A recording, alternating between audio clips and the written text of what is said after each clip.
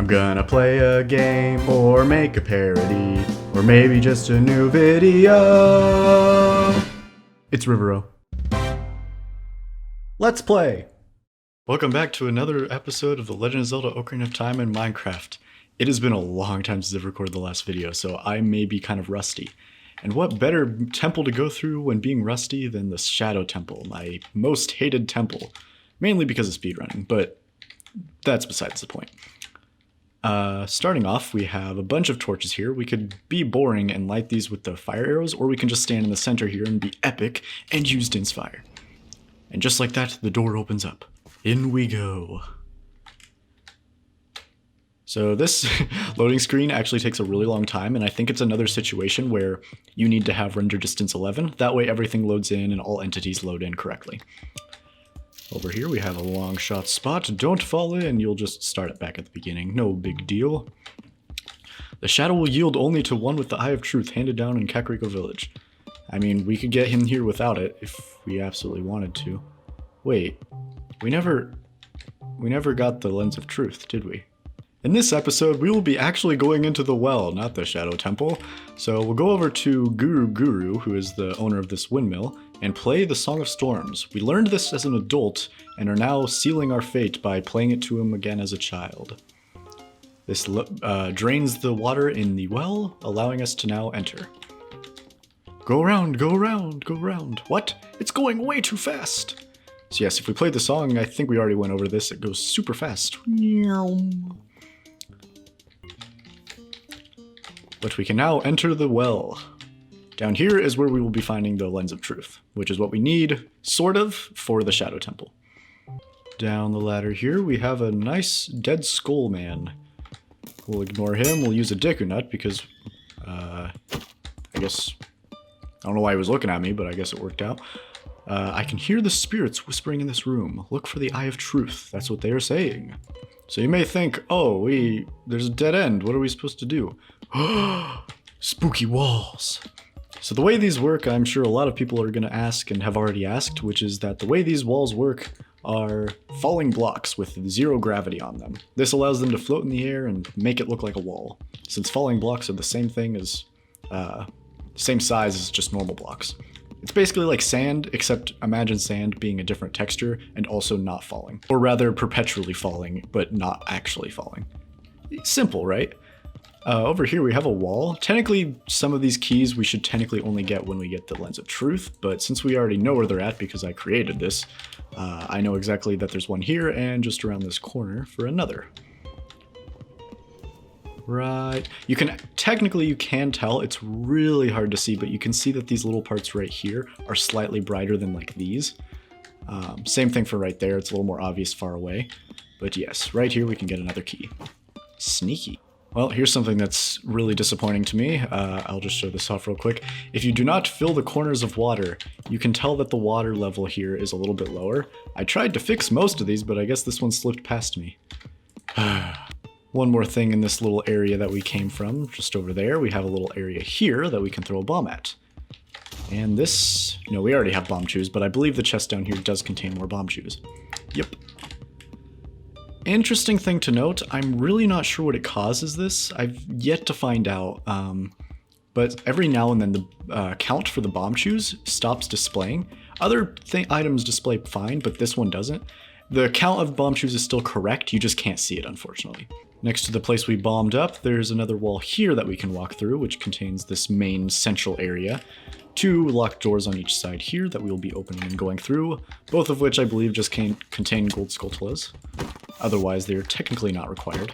And over here we have a chest, which we want to be careful. Unfortunately, unlike the original game, you can just crouch and prevent yourself from falling through these.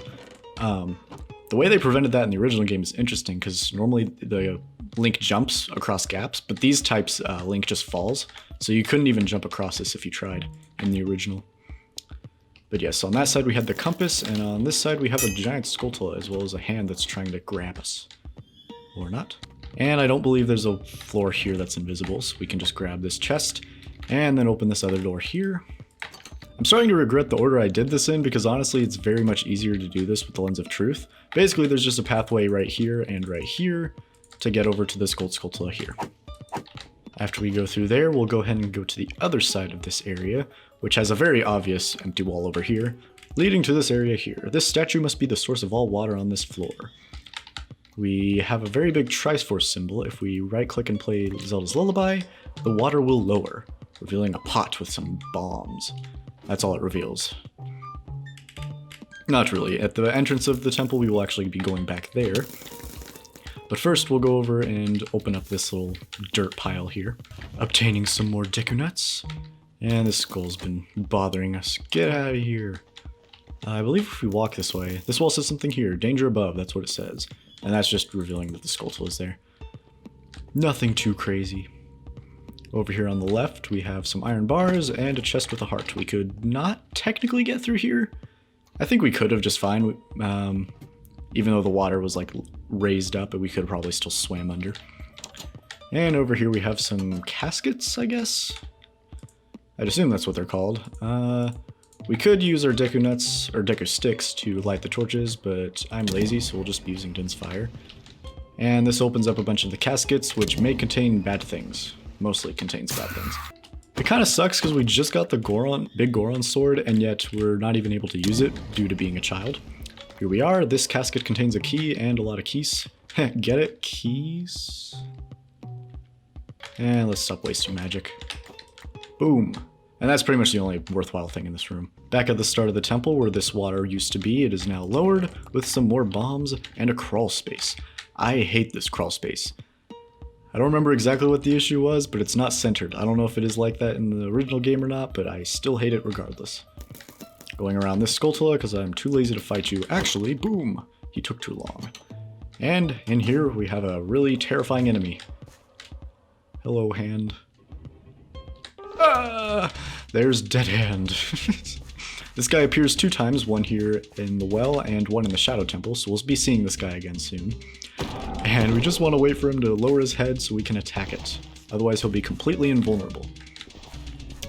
Something I didn't actually know when creating this guy, and it's too much work to try to fit it in, like force it to actually work, is the fact that apparently you can like throw a bomb spot at where one of his shadows is, I guess. I've never looked into it too much, but that is not included here, so don't try. And this should be it. And after you kill him, I made sure to keep his corpse here for a couple seconds before disappearing. Very nice. You found the Lens of Truth. Secret things lurk everywhere. Be sure to try to use it outside of the well. Seeing the truth will cost magic power, so right-click it to start and stop using it. What could this be? Looks like a lens. I wonder if it lets you see things better. Anyway, this place is dank and creepy. Let's get out of here. And before we do that... Oh, we cannot use the Lens of Truth with a mask on. The reason for this is because if we use it, it puts the Lens of Truth on our head, which is actually a pumpkin, and that's why this texture is here. And it reveals that there's a chest right here with some rupees. I guess. I want the satisfaction of knowing that the compass is going to say 0 chests, except we're not even 0 chests yet. But anyways, we can now finish this temple, actually using the Lens of Truth properly rather than just assuming everything. So now all the empty doorways can be seen, like the ones where we got the keys, and even this extra place, which we will not go to quite yet. We'll instead go into the center room, and... Is there a best place to fall from here? I don't know if we miss anything out if we just fall now, but too late now. Blue rupees. I needed those.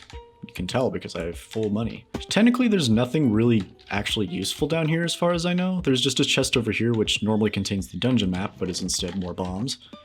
And I think that's pretty much it. Fun fact, this room down here is in the shape of like a really distorted hand, I think. Pretty interesting, I guess. So these are like the fingers. And here we are at the palm. Yep, there isn't anything down here other than that one chest, so we will go ahead and pick up these silver rupees and climb this ladder. Basically, the silver rupees are just required to open the door to actually get out of here. And then we'll be finishing up by going through one more room that we have yet to explore. Here at the ladder, we will get the last rupee and open this door. This guy talks about the Eye of Truth as well, but we already got it. Here we are at the start again. Instead, we will be turning right, left, going straight all the way to the corner over there. This is another... Oh, yeah. I don't think this guy can grab us through the fence, but we can try, I guess. I don't think he'll take anything from us. If we can even get him close enough. Yeah, here we go. And yeah, so similar to the original game, he pretty much just sucks you against the wall. Oh, but he did teleport us here. Well, I guess that works. We'll be going through this room backwards. This is the last gold skull of this dungeon. We'll grab that and grab this blue rupee to show that we have one chest remaining. Where that is, I'm honestly not sure. Right there. Also, I believe this chest gives a Hylian shield if you do not have one already.